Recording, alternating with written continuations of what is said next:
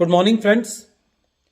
Company law institute of India private limited के initiative से जो इनकम टैक्स के केसेस की सीरीज हमने शुरू की है, उस सीरीज के अंदर आज जो केस हम लोग डिस्कस करेंगे उस केस का नाम है Rakesh Kumar Babulal Agarwal versus commissioner of income tax. ये केस 448 ITR पेज नंबर 133 पे रिपोर्ट हुआ। मैटर गुजरात हाई कोर्ट ने डिसाइड किया और केस का जजमेंट 7 मार्च 2022 को आया। इस केस के फैक्ट्स बहुत इंटरेस्टिंग हैं। इस केस के अंदर असैसिन ने ज्वेलरी परचेज करी। असैसी ज्वेलरी का व्यापार करता है। ये ज्वेलरी जो परचेज की गई ये असैसी को कोरियर से रिसीव होने वाली थी। इनकम टैक्स डिपार्टमेंट ने कोरियर बॉयज को इंटरसेप्ट किया और कोरियर बॉयज की स्टेटमेंट रिकॉर्ड करी, जिस स्टेटमेंट के अंदर कोरियर बॉयज ने ये एडमिट किया कि सेलर कौन है और ये ज्वेलरी जो है वो परचेजर के बिहाफ पर सेलर से खरीदी जा रही थी और ये भी बताया कि ये इस सेलर ने हमको दी है और इस परचेजर को हम ये ज्वेलरी डिलीवर करने जा रहे थे।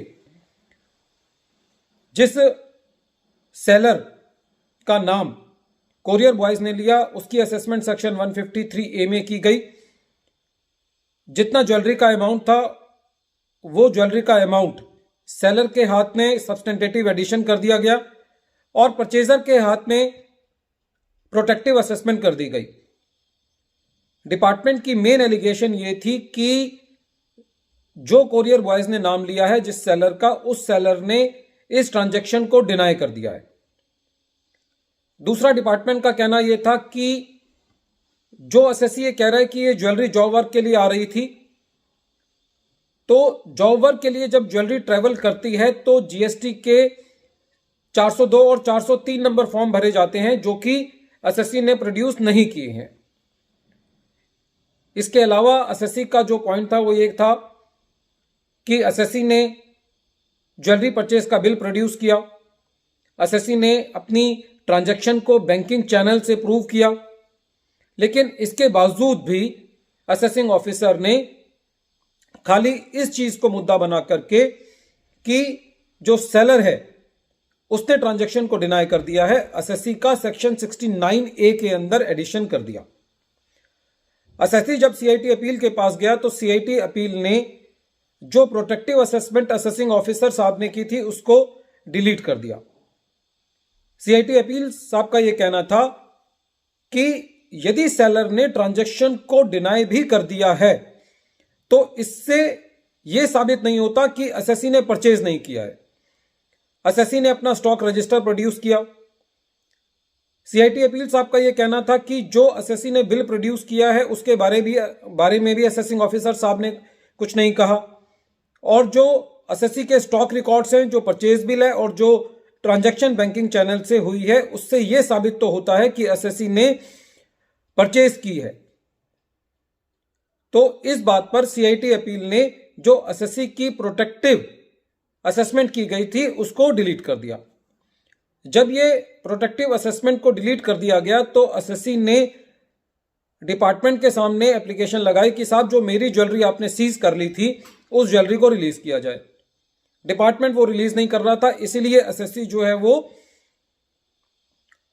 हाई कोर्ट में रिट पिटीशन फाइल करी अपनी ज्वेलरी को रिलीज कराने के लिए। डिपार्टमेंट का यह कहना था कि क्योंकि सेलर के हाथ में सब्सटेंटेटिव एडिशन कर दी गई है और सेलर जो है वो टैक्स पे नहीं कर रहा है, इसीलिए यह ज्वेलरी जो है वो रिलीज नहीं की जानी चाहिए।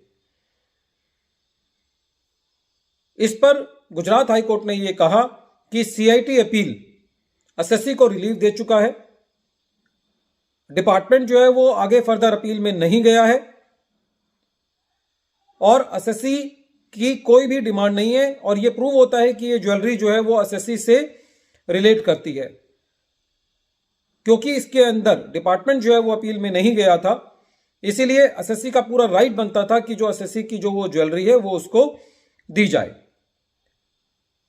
इस पूरे केस के अंदर जो मेन एक अच्छी बात निकल के आई वो ये निकल के आई कि कहीं ना कहीं इस पूरे ऑर्डर को पढ़ने से ये लगता है कि खाली सेलर का इस बात को डिनाई कर देना कि मैंने ये ट्रांजैक्शन परचेजर से नहीं की है, ये खाली इस बात का सबूत नहीं है कि वो ट्रांजैक्शन जो है वो बोगस है।